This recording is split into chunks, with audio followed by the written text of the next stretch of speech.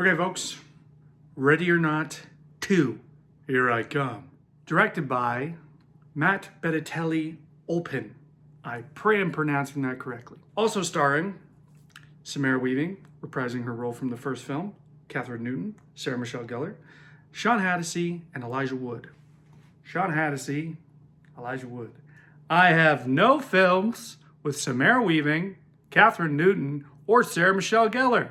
I'm working on it. Movies are expensive. This movie is a sequel to the original that came out in 2019 by the name Ready or Not. I loved the first movie. I thought the first movie was super creative, very unique, very of its own kind. I know it's not like a brand new concept, but I thought it solidified itself in that category very, very well. I'm going to talk about some of the things I liked about the second movie and some of the things I didn't like about the second movie, and ultimately if I think it was a good follow-up. Some of the things I did not like, I'm going to begin with. I thought the writing was a little spoon-feedy. There was a lot of exposition dialogue that felt very unnatural to me, and it made me sort of like crank my head a little bit. I think when you're trying to expand on a world that's already very vast, like the first movie established, you have a very big task. I think a lot of the writing that was happening in this movie was to try and add to an already decently big world and trying to justify the sequel. I personally don't believe the sequel needed to be justified.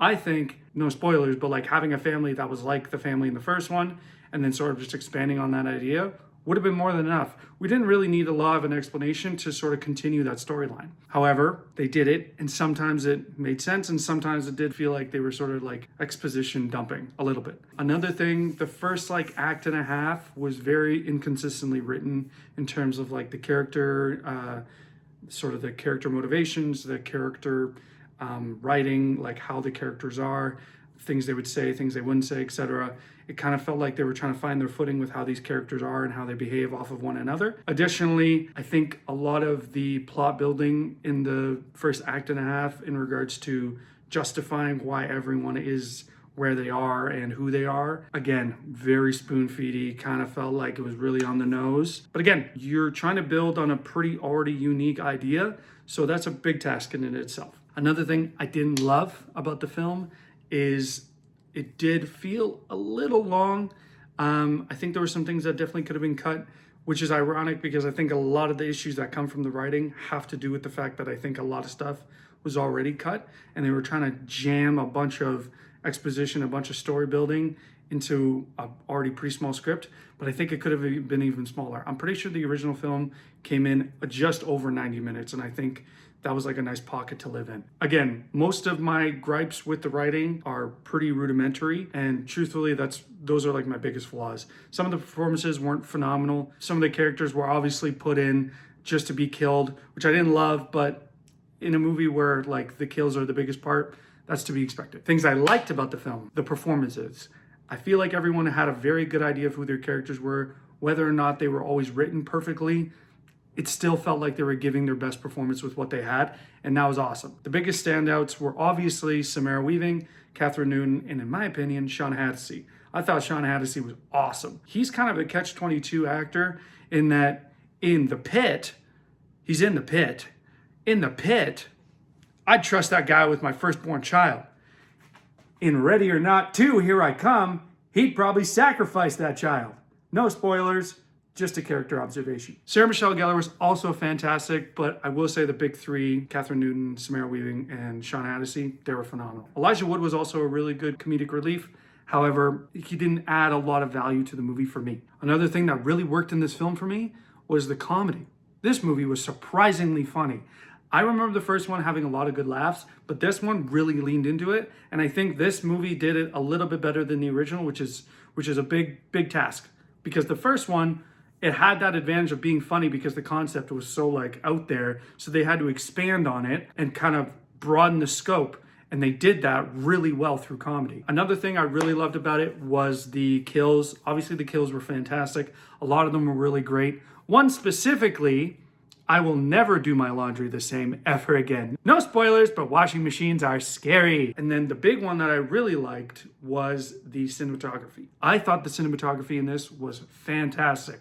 It's not like groundbreaking or anything, but in a movie about where you're just kind of getting a bunch of kills, A lot of the shots like really surprised me. There was this really amazing shot of over top, and one of the characters was wearing like a long dress, and it like did like this like cool pan thing where it came up and over top, and then it had like a really cool shape of an emblem under her dress, and the dress slowly disappeared.